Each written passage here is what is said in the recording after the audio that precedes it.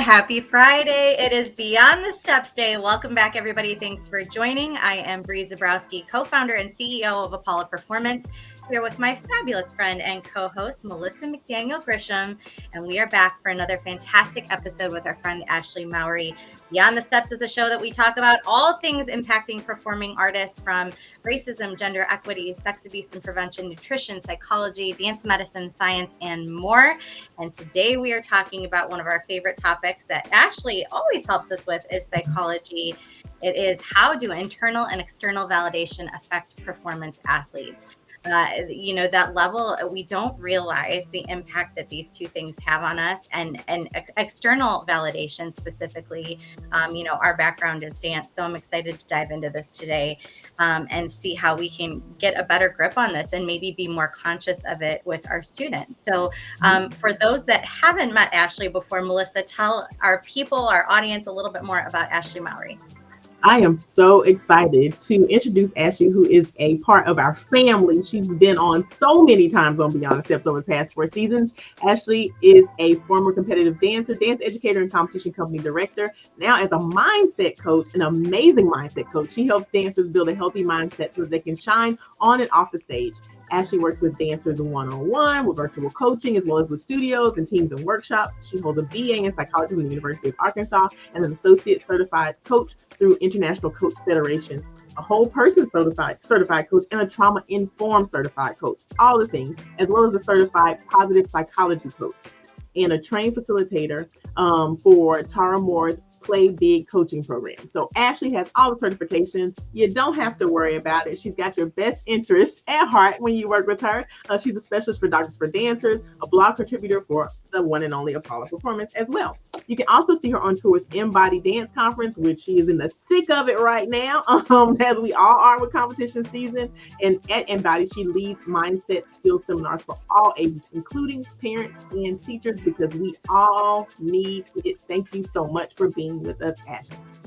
Thank you all for having me. I'm excited to be back. So Ashley, you work with performing artists all over the country, like we just said, in a number of different ways. What are some of the reoccurring themes that you have seen this season so far when it comes to focusing on mental health in performance athletes? Ooh, a lot of what we're talking about today has been very relevant. Validation, internal and external validation. At Embody Orlando a couple weekends ago, I actually did this topic for all of the dancers as well as the parents. And that was really interesting to hear their feedback. And the dancers were so incredibly insightful about how external validation is affecting them, what the costs are of being attached to that external validation is. So I would say that's really a big one right now. And then we've also been working on, as I work with dancers all the time, self-compassion, the mental strength of how to navigate feedback and criticism in the dance space. Those have also been really big this season too. Mm-hmm. Very interesting. So, exploring this topic in particular, I feel like there's no limit to who this can affect, right? Yeah. Everybody deals with internal, external validation. I think starting with young all the way up to full-grown adult performing artists. And so, to dive right in, what is the basic difference? We like to start with the basic level foundation between internal and external validation for performance athletes, and how do those dynamics differ between various performing arts disciplines? So you've got dance and music and theater and marching arts. Explain that a little bit. Yeah, absolutely. So internal validation is recognition and affirmation from within yourself. So internal, inside yourself. Then external is that recognition and validation from outside of yourself. So that could be from teachers, parents, coaches, friends, peers, social media, anything that is giving you that recognition. And as you said, Brie, it is such a human experience. External validation is. And so, whether you are a dancer or a singer or theater or whatever performing arts, you are going to have external validation in your life. Us as humans, all of us are going to have external validation. I think it really changes on the environment that you're in and the culture of that environment, and also what the measures of success are. So like competitive dance, I think in competitive things in general, you are going to, where somebody is like being scored and ranked, there is going to be that extra added layer of external validation because it is such an emphasis and there's such a focus on it.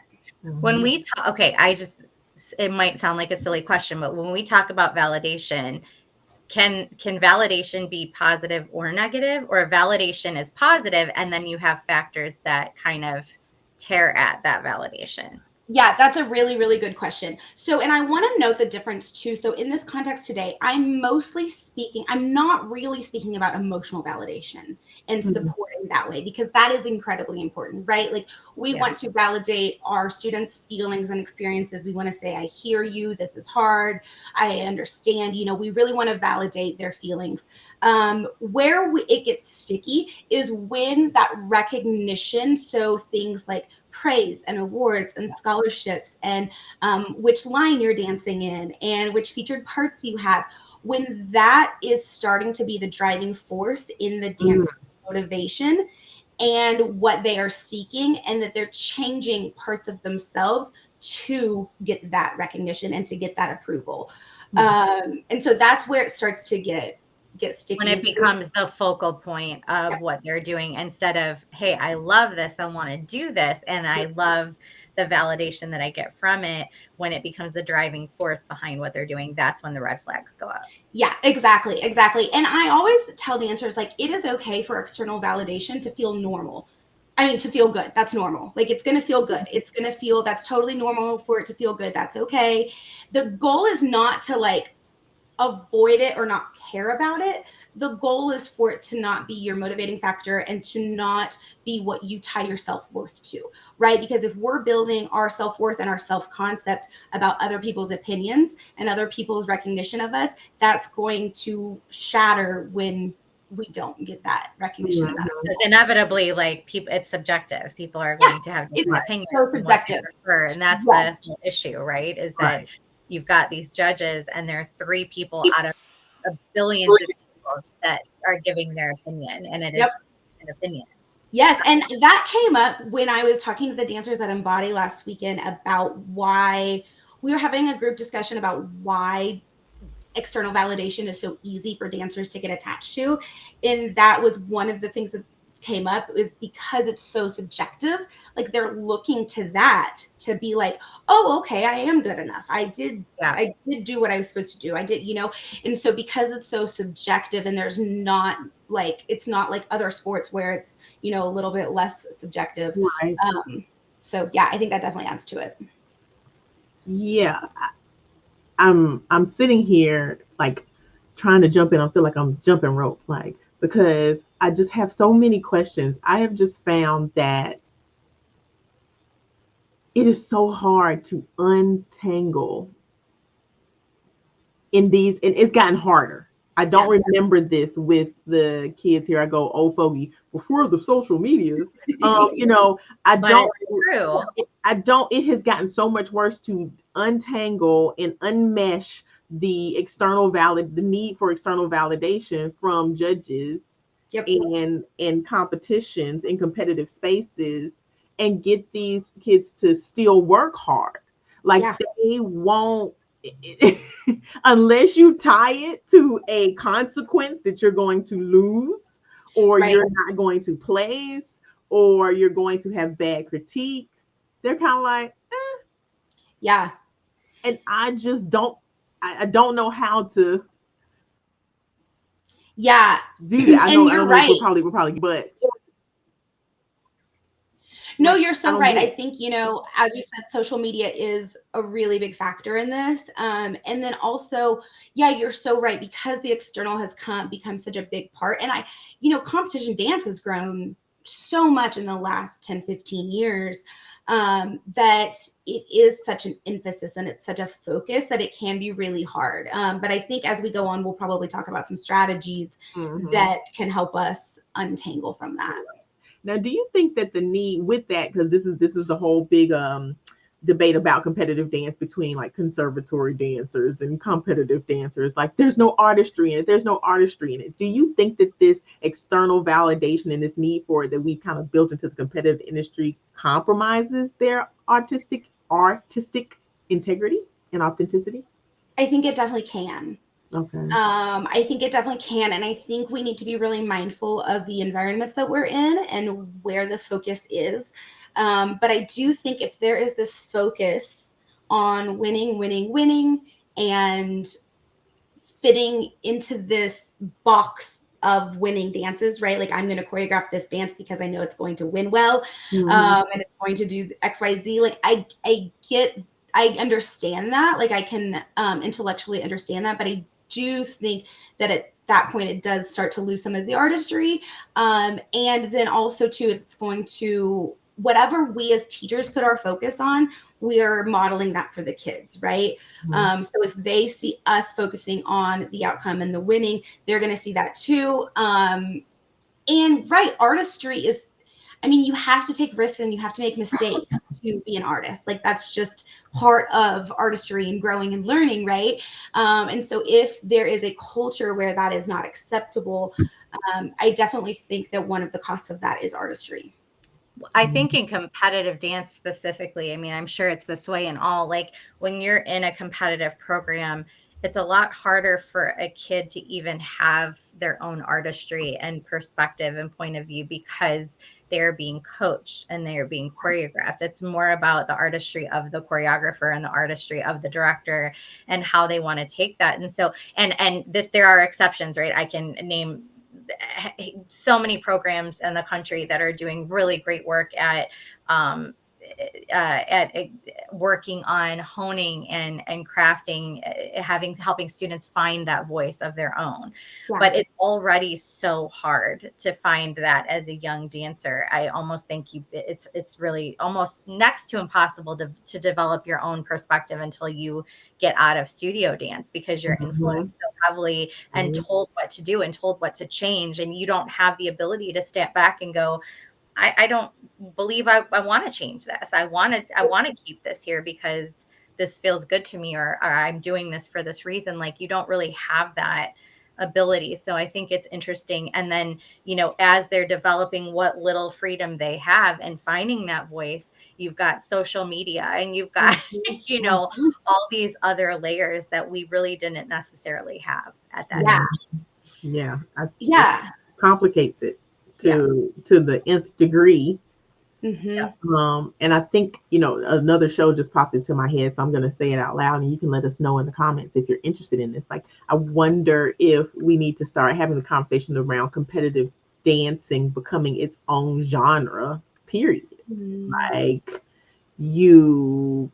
competitive dance, and I hate to say artistic dance because it's all artistic, but are there tracks that focus specifically on the artistry and some that specifically focus on compulsory skills and execution of different things versus because I do think like the competitions are very different too in what they value. Like if you go to a certain competition convention, over here, and then you go to a competition over here, like the emphasis on artistry is going to be far more in one than it may be in another. And so I think that's really important to recognize too, is having that standardization across the competitive community if we're going to keep this format, because it is really, really hard to know, if you're a studio that's going to focus heavily on artistry and developing that, do you want to go to a competition that's going to penalize you for that straight out the gate and pay all that money?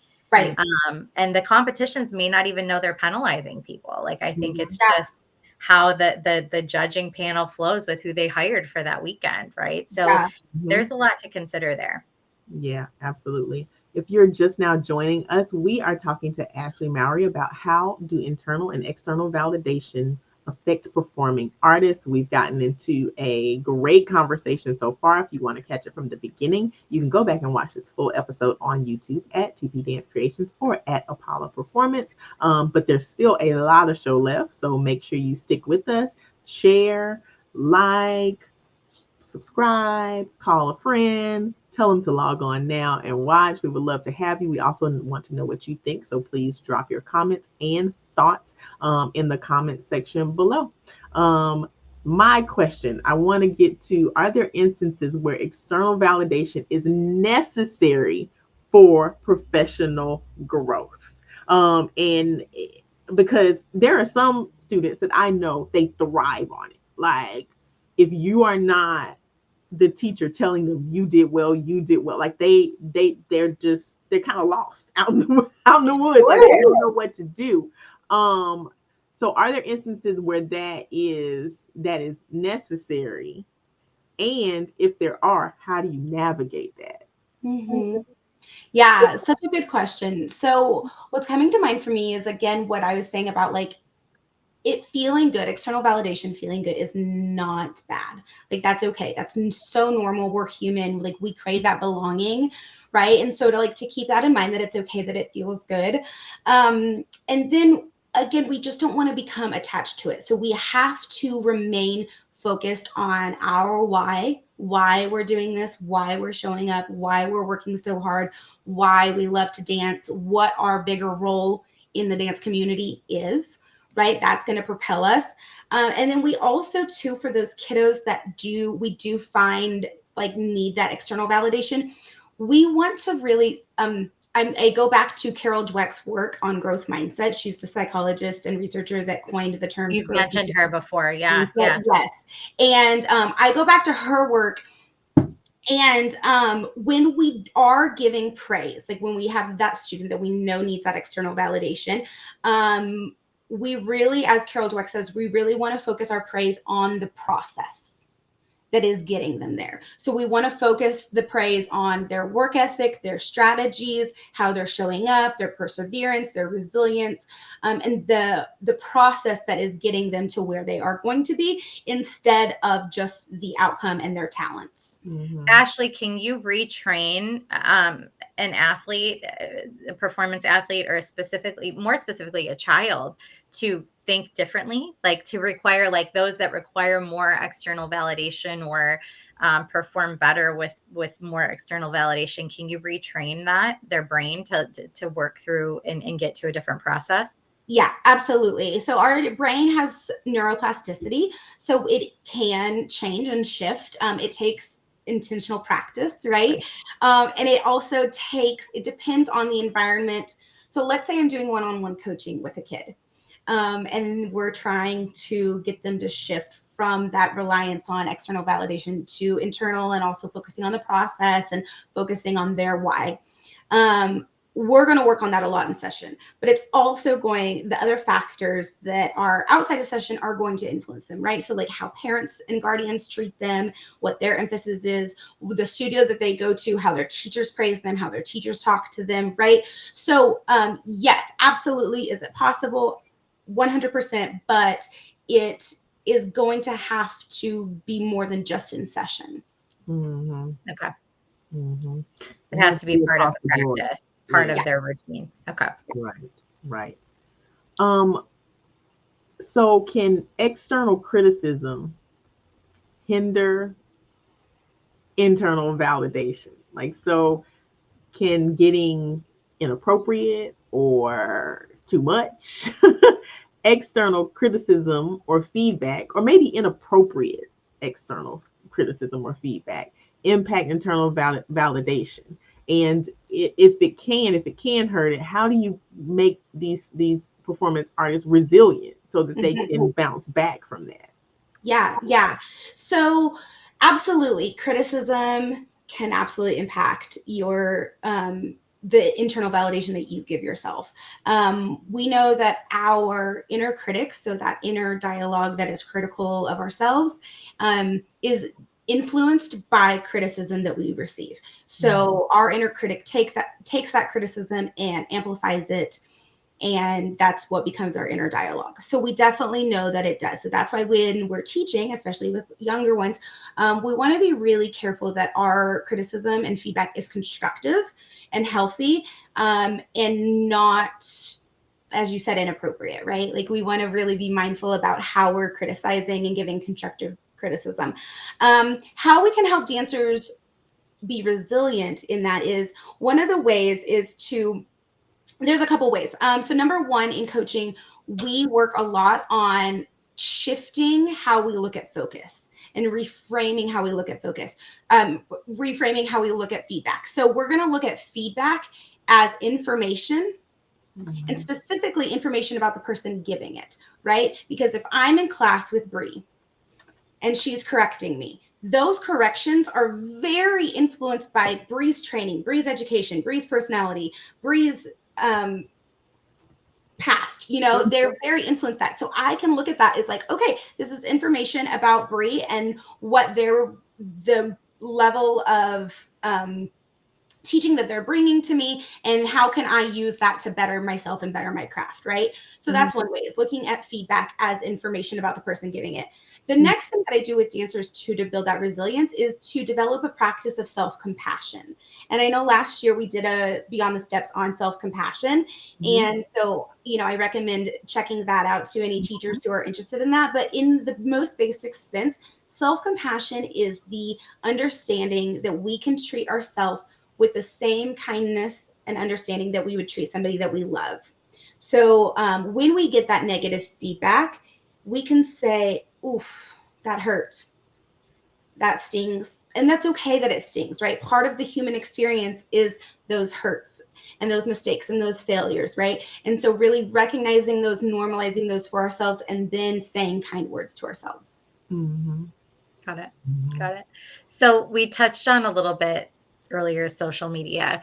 How has the landscape of external validation changed for performing artists in general? And what impact does it have on the mental well-being of the artists and athletes that we're seeing today? Yeah, I think it's really increased the pressure and increased the reliance on external validation, right? Between likes and followers and views and all the things, shares, it really puts another layer to that external validation. And I also see it, I think especially in the dance space, I see it as another way to where kids start to lose their authenticity in order to get that approval. And what's so funny is that, like, we have an e-com company, obviously, and being on the other side of it and understanding, that there's this whole machine behind the social media platforms that have nothing to do with the content that's pushed out. It's the algorithms. It's the, it's kind of how the platform chooses to push out videos. And so from a kid's perspective, I posted this video and didn't get as many likes and follows and shares as so-and-so, but that a lot of that is so not in our control either, and I don't know that children or people that aren't paying attention every day to the back end of social media understand that is a thing. Like, I know my parents are on social media and they get served things all the time and will say, like, well, did you see that? Well, where did you get this from? Because they don't necessarily understand that they're being served that for a very specific reason. And it doesn't mean that it's true, and doesn't mean that it's, there's some back end formula that is not tied to a human being that said, oh, like, you're going to like this, so we're sending it to you. It doesn't mean that it's so popular that it got sent to you. It means that a computer chose to send it to you. Right? Like, that's bare bones. That's what it is, And we, I can understand that, right? But I'm still human and I still have emotions and insecurities and feelings. And so I can't imagine then you put that in the hands of a child and the mind of a child, what that does. Yeah, absolutely. I agree. And I think too, that's another, I fully support parents making the decisions that they feel are best for their kids in social media, but also, like, their prefrontal cortex is not developed. Like, this is an added stressor and added pressure for them when they don't have the cognitive abilities to be able to separate it yet. Oh God. And we're at home now having these conversations with my 8-year-old and my 11-year-old about phones and social media. And I'm like, y'all are not. You can barely, like, sit still to eat food. Like, for a long time. Like, you guys, and they don't understand why, because they've got friends at school that they have it and they do it and they this and they, and I'm like, that's great. But, like, we love you. We're not trying to we're Right. not trying to hurt you. We just want to keep you safe. And I think there are kids that maybe can handle it. I just know mine are not at that point yet. Mhm. And you have to know based on the You have to child. know your child. Yeah. Yep. Yeah. Yeah, it's a tough one. So for those just joining, this is Beyond the Steps. I'm Bree Zabrowski here with Melissa McDaniel Grisham. We're chatting with our friend Ashley Mowrey today about how internal and external validation affect performing artists. We have had a fantastic conversation. Be sure to like, share, and subscribe at Apollo Performance and TP Dance Creations. Go back and watch all of our episodes. They're fantastic. Season 1 through 4. You can find them on those platforms, and keep watching because we still have a lot left.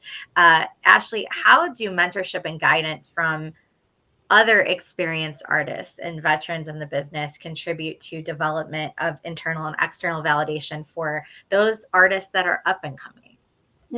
Yeah. So when I think of mentorship, I think it's really, and we're talking to teachers here mostly. And so I think it's a good reminder that like good mentors should really be encouraging the mentee to self-reflect and to build self-trust and to have independent decision making. Like we're as mentors helping them build those skills, right? So I think a good mentor is one that encourages those things and doesn't just give their feedback and give their opinion. And so I think that's something to consider, like if you are in the mentoring position or you're guiding dancers or students or performance athletes, what is your role in that, and how can you help develop that artist to trust themselves and to listen to themselves and to create that autonomy within themselves. And then, as I was saying, for teachers too, like when we are praising them, really praise the process, praise their work ethic, praise the things that are getting them to where they want to be. Yeah. Yeah. Thank you. And let's shift focus because cultural differences play a part too. Like, how do cultural differences influence the pursuit of internal versus external validation on more of a global scale? I know, performing arts is huge all over the world. And is it affected, the way that you seek validation? Is it affected by cultural beliefs? Yeah, absolutely. Our culture, the things that your culture values are going to influence your external validation or what you want. So, right. So whatever the emphasis of the culture is or where the values are in the culture. So if it is success, if success is measured in a certain way, or if approval is like, if you in the culture, parental approval is valued, right?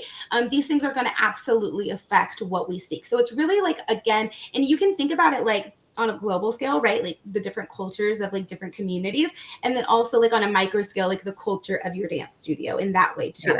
And so whatever is valued is going to affect how we seek external validation. I would also imagine that, like, I guess the socioeconomic conditions that you come from probably are very specifically in performance athletes that can, well, no, that's any athlete actually, where, if you're coming from a place where you're trying to make money doing this, Absolutely. you're trying to make a living, you may have a family to support. You may not have come from a place where your family can necessarily support you through it. And so external validation from a standpoint of, you're going to give me a job. You think I'm good enough to book this gig. You think I'm good enough to make this team. You think I'm good enough to be drafted. Like those types of things being tied to your livelihood and how you're going to live have to be hugely stressful. And it's kind of like, I gotta depend on this person's opinion, because if I don't live. Right. That's a great point. So are there there are situations where you may have to rely more heavily on external validation for what you do to survive, right? So like, then how do you navigate that?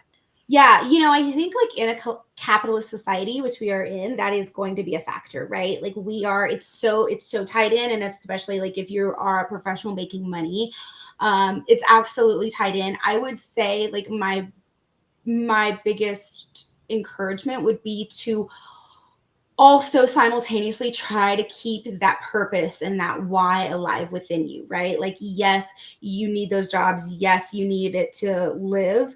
And that is so real and so valid. And then also, like, what part of yourself, like, why are you doing it for yourself? You've got to keep that alive as well. Even if it is, I need to support my family. Yeah, I know their absolutely. why, Yep.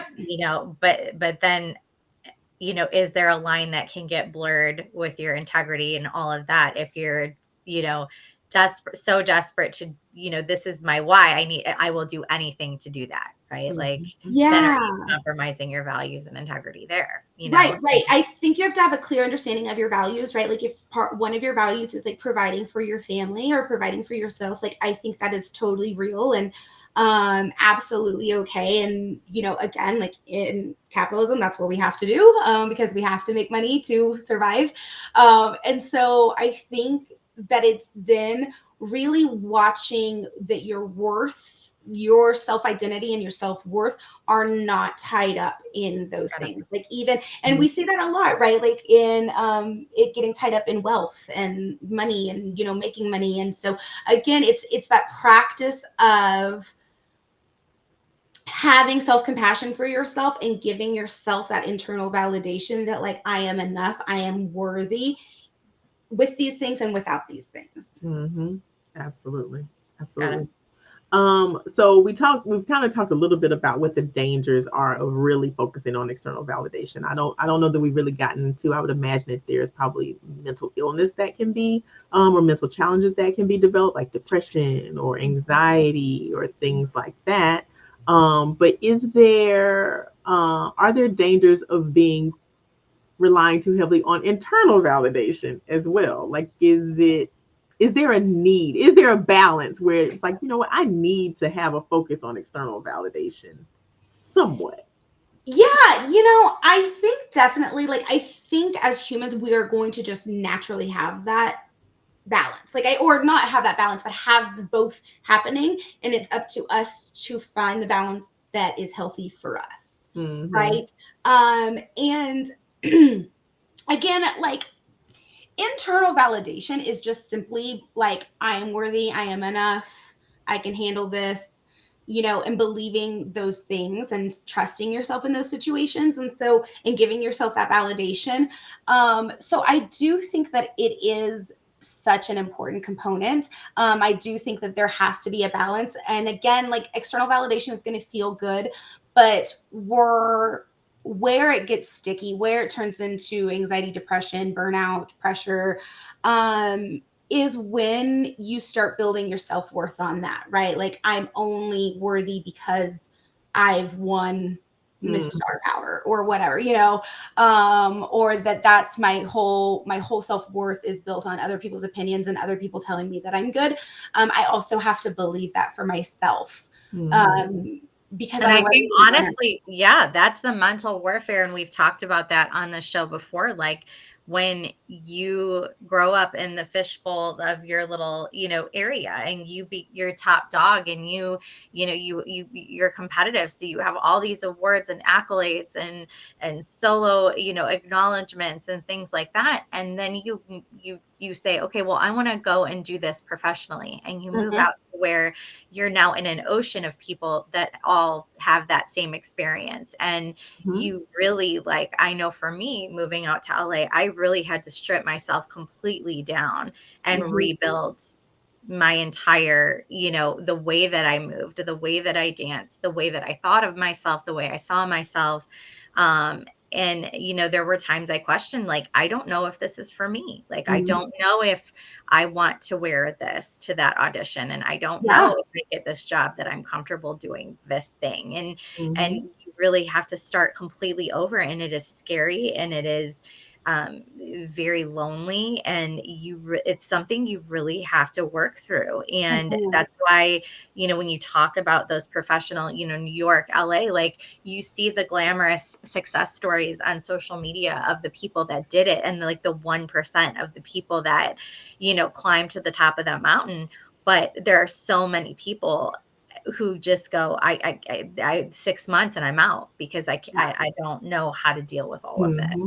Absolutely. And if you grew up in that environment where you were so tied to that external validation, and then you moved to LA, New York, and you're not getting it, it's so hard to unwind. Yeah.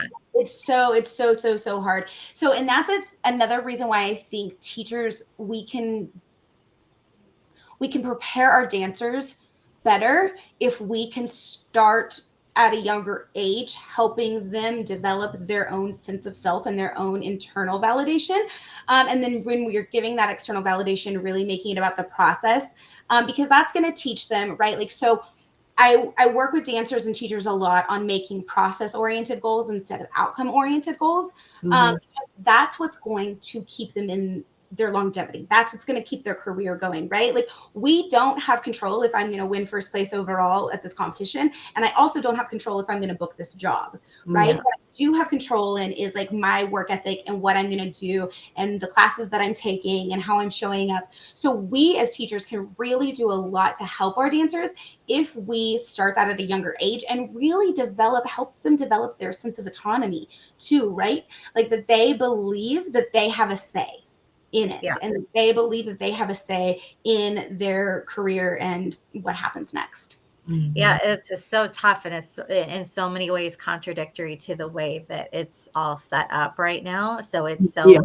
interesting to explore that. But I do want to point out for anyone that's watching, like, this is not dance. This is not marching arts. This is not music or theater or sports. This is life. And this is a skill that if we can get kids to be more aware of this sooner in their youth, they can go out in the world and we maybe not see as many mental health issues and anxiety and depression and suicide rates and all the things that we see because the pressure is just too much, right? So this is a great skill in general.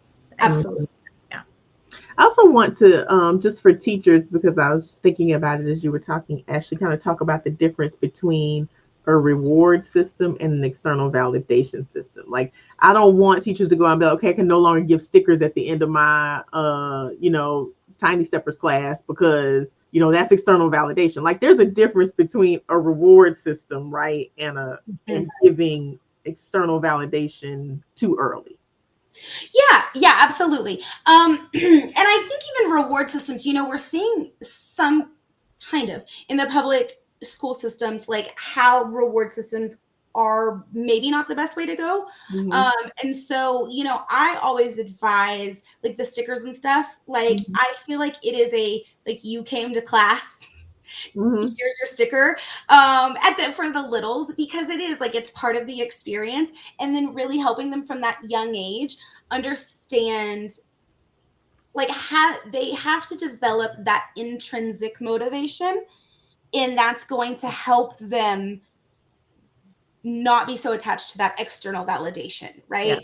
So they have to want to be there for themselves. They can't want to be there for the sticker. And it's interesting. So I've been thinking two things while we were talking about motivation. One is, we talked about autonomy and how like our system is like just not set up for dancers to have a lot of autonomy, especially like younger comp dancers.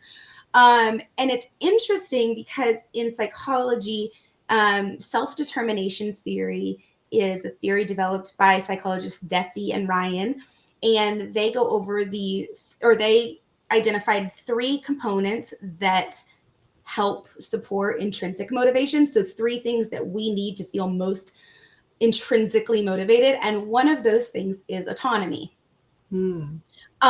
So when we give that autonomy, or when we allow space for that autonomy in dancers, so what are your goals? Where do you want to go with this? What do you want to do with this? Right. And it's all age appropriate, right? Like it's, as they get older, it has to, grow a little bit more. But it is one of those factors that is going to help them feel more intrinsically motivated. So that's important to remember. Yeah. Very interesting. Great point. So if you are just now joining us, we have had an amazing conversation with Ashley Mowrey around external versus internal validation, how we can better navigate that, how we can understand it, and how we can make sure that there's a good balance with our performance athletes who are out there. We're about to wrap this show, but don't worry, you haven't missed out totally. You can go back and watch this show from the beginning on YouTube at Apollo Performance or at TP Dance Creations. It is all there. Make sure you subscribe so that you can get that little notification that shows you when we go live again so you don't miss our next show. Make sure that you share, tag someone who might be interested in this conversation, and let us know what you think by dropping your thoughts in the comments. It is time for homework. Bree? Yes, we love homework on the show. We give it every single week. So Ashley, you know the drill. What is one thing you want our listeners to do and an action to take between now and next week to help sort of rev up that process of finding their internal versus external validation? Yeah. So I want every teacher to self-reflect on their relationship to external validation.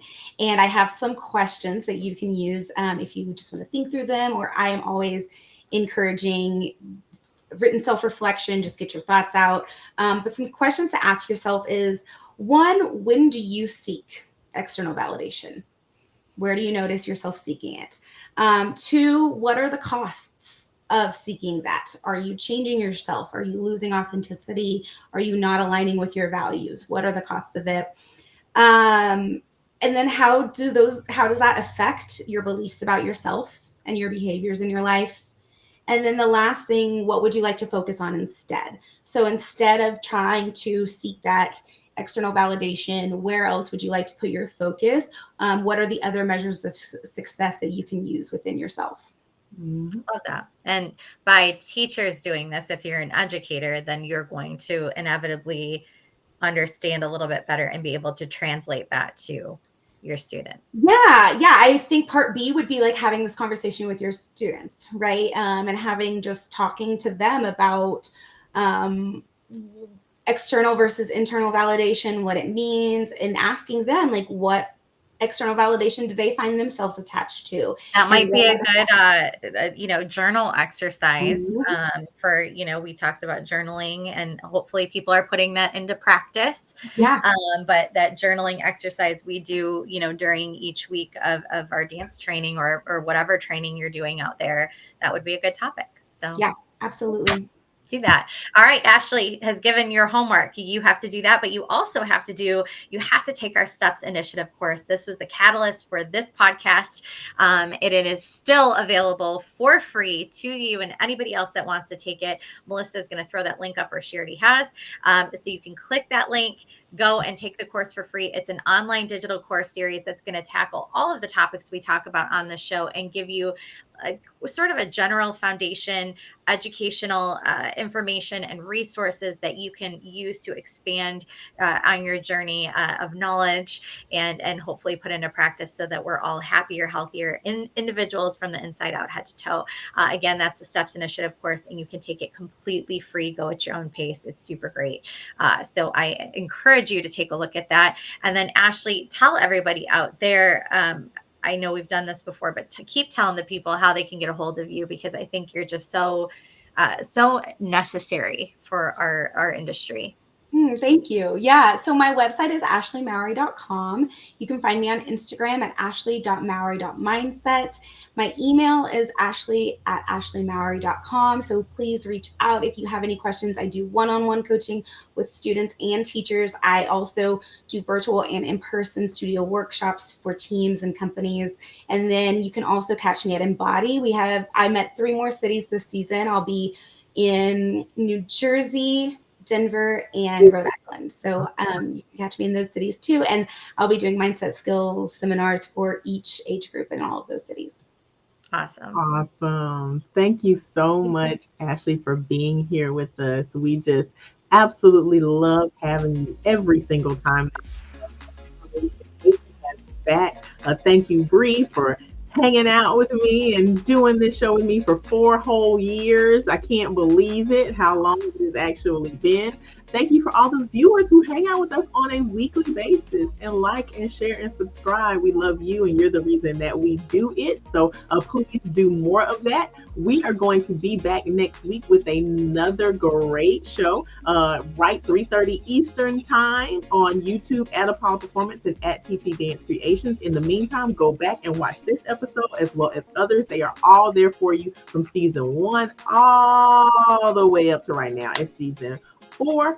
If you have a topic or if you want to be a guest, let us know. You can DM us at TP Dance Creations or at Apollo Performance or at info@apolloperformance.com. That's correct email address, right, Bree? Yes. Yes. Like, yes. Both of us blanked out on that one, but yes, you can email us there. If you think you have something that you want to talk about or you have a topic that you really love, please reach out to us. We are looking for new topics and new guests for the remainder of the season. Until next time, continue your journey beyond the steps. We will see you next Friday. Bye, everybody. Bye. Thank you.